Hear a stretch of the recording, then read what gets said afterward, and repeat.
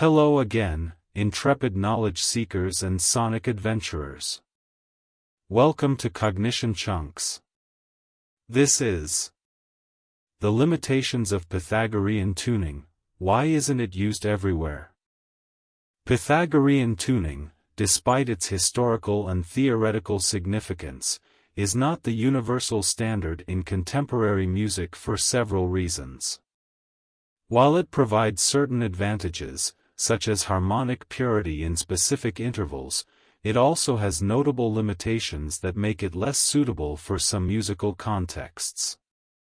The Pythagorean comma. 1. Incompatibility with equal division of octave. A fundamental issue with Pythagorean tuning is the Pythagorean comma, a small discrepancy that arises when you try to stack Pythagorean perfect fifths to divide the octave equally. The accumulation of this discrepancy makes it difficult to modulate freely between all possible keys. 2. Impact on instrumentation. Because of this comma, instruments that are designed to be fixed pitch, like pianos, can't easily accommodate Pythagorean tuning across all keys. Limited consonance range. 1. Selective consonants.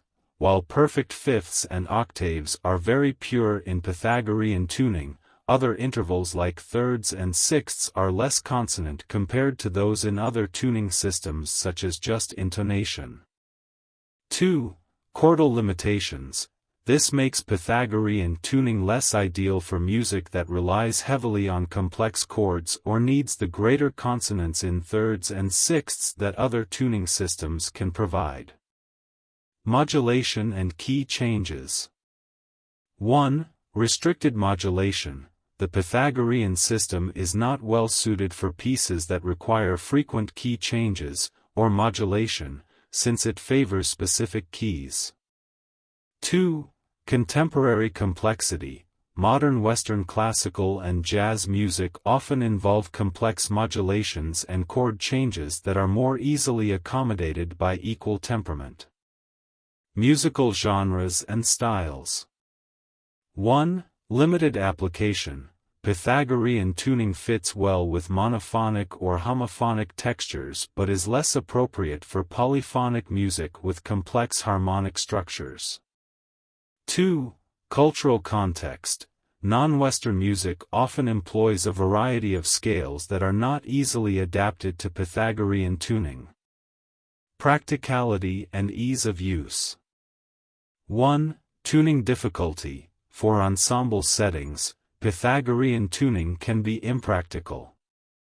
Adjusting instruments to Pythagorean intervals can be a complex process that may disrupt the flow of a musical ensemble. 2. Compatibility. Most existing music theory education and instruments are designed with equal temperament in mind, making it impractical to switch to Pythagorean tuning. Technological advances. 1. Digital music production. With the advent of digital music production, a variety of tuning systems can be easily explored, making the exclusivity of any one system less crucial.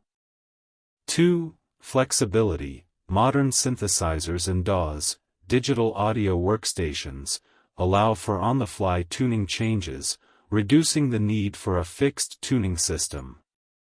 Conclusion.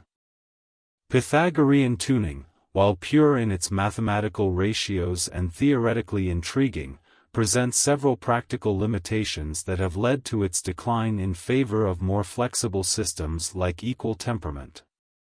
These limitations span across musical genres, instruments, and even technological advances, rendering it less suitable for the broad range of musical expression sought in contemporary times.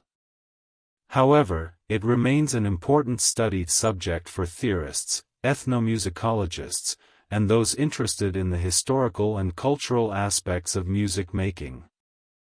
We've arrived at the crescendo of our exploration into the fascinating yet challenging world of Pythagorean tuning. Today's episode was aimed at unraveling the limitations that come with this ancient method of sound organization, and by now, I hope you have a richer understanding of why it's not the end-all be-all of musical tuning systems. Throughout this episode, we delved deep into the crux of the issue, the Pythagorean comma. This tiny but significant discrepancy arises from trying to complete an octave using only pure fifths.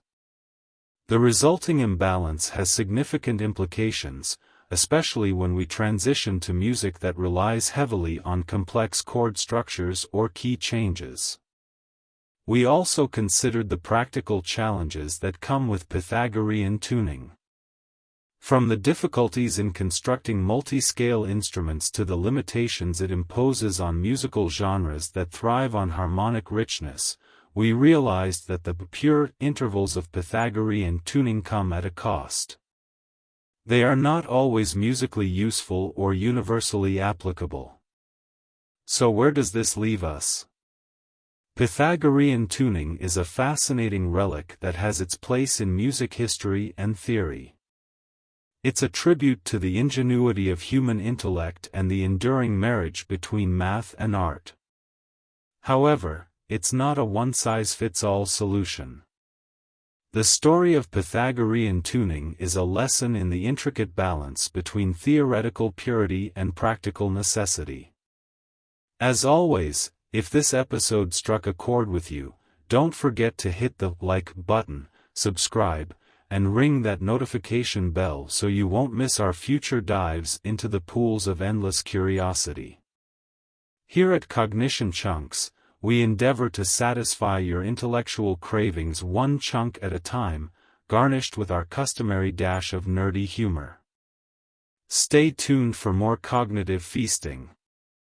Until our next sonic exploration, keep those minds humming and those fingers strumming.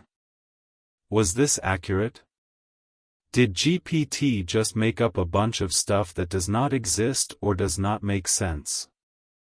Find out next time in the CognitionChunks follow-up.